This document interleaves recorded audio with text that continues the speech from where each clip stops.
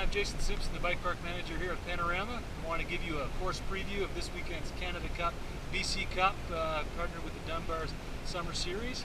So this is Stefan Millette, my bike park supervisor. We're going to give this thing a run.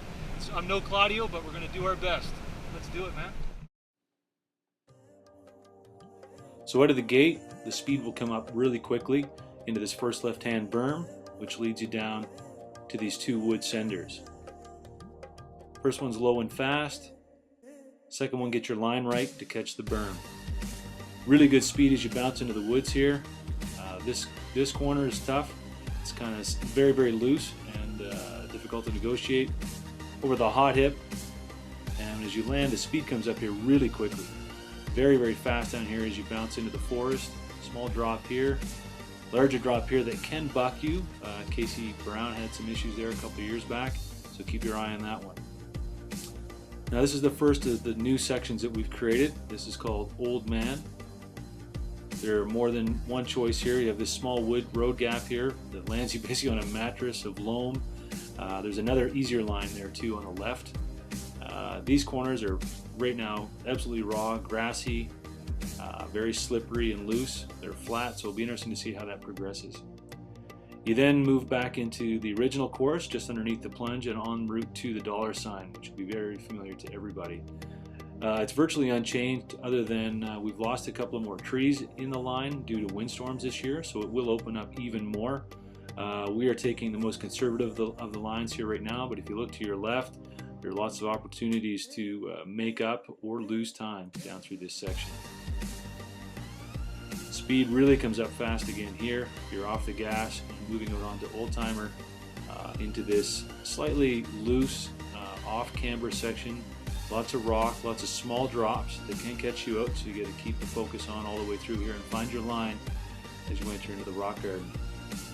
Many line choices in here as well. You can see some smoother rock to the right there as you bounce your way down through this very burly section and into another fairly wide section that gives you lots of different line choice.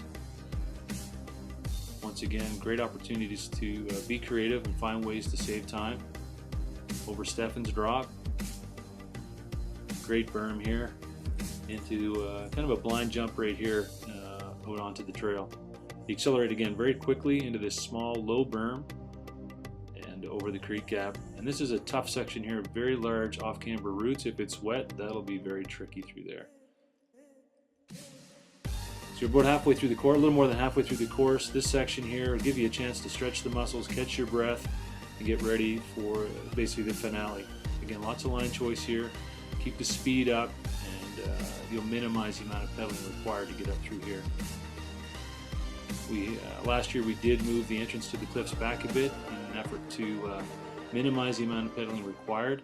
So you turn in here just to the right. You used to continue on the old race course. This is narrow, a little goat path down through here, which leads you to the actual cliffs of Insanity. And what you're about to see is different than race day. Right here we've now built a small wood ramp that matches the landing, removing this knuckle that you just saw. So it should flow really well. This is a brand new berm here. Carries some good speed into another off-camber raw section. Definitely requires probably 6 to 10 pedal strokes to get up here. You're getting into the lung butter now as you drop down into this very loose section, super loamy. Once again, interested to see how this develops over the course of the weekend. This is a very difficult off-camber turn right there. It's easy to slide out. And down here we've redirected the course yet again. Used to continue down to the left, now you stay right. Again, it's off-camber, it's loose and grassy, taking you back up onto the original course from a couple years ago. This is Quadzilla that leads you down to our new finale. Pretty excited the way this course finishes this year. We'll clean up that wood, of course, but now you move to this first large drop. There's about 40 feet of landing here. Everyone will clear the wood, no problem. Big new berm, 2 new senders. The first one is low and moto. This one will kick you. There's a lot of air there, potentially the location of the whip off. The race will continue past where we're stopping now to another wood sender down to the finish line right in front of the Great Hall. It's going to be the perfect place to wrap up this course.